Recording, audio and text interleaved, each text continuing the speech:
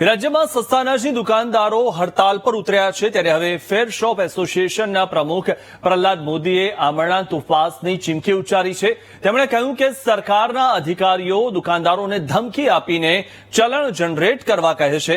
અધિકારીઓ સામ દામ દંડની નીતિઓ અપનાવી રહ્યા છે। અધિકારીઓ લોકશાહીના વિરોધમાં દુકાનદારોને ધમકાવવાનું કામ કરી રહ્યા છે। હવે અમારામાં સહન કરવાની શક્તિ બચી નથી। અમારા આંદોલનને કચડી નાખવા જે નીતિ અપનાવવામાં આવી તે બંધ નહીં કરવામાં આવે તો હું આમરણાંત ઉપવાસ કરીશ। ગુજરાતના વ્યાજબી ભાવના દુકાનદારોને પ્રેશરાઇઝ કરવાના જે પ્રયત્નો અત્યાર સુધી થયા, હવે બહુ થઈ ગયું, સહન કરવાની શક્તિ રહી નથી, એટલે ન છૂટકે અસહકારનું આંદોલન અમે છેડ્યું છે।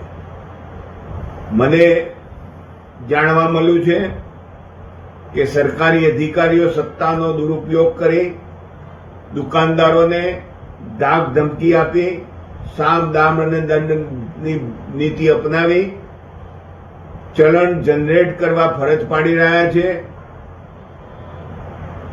આ લોકશાહીની તદ્દન વિરુદ્ધનું કૃત્ય થઈ રહ્યું છે।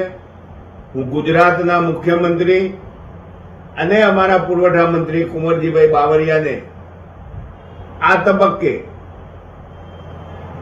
કરબદ્ધ વિનંતી કરું છું કે અમારા આંદોલનને કચડી નાખવા તમારા અધિકારીઓ જે નીતિ અપનાવી રહ્યા છે એને તાત્કાલિક અસરથી બંધ કરાવો, નહીતર ન છૂટકે હું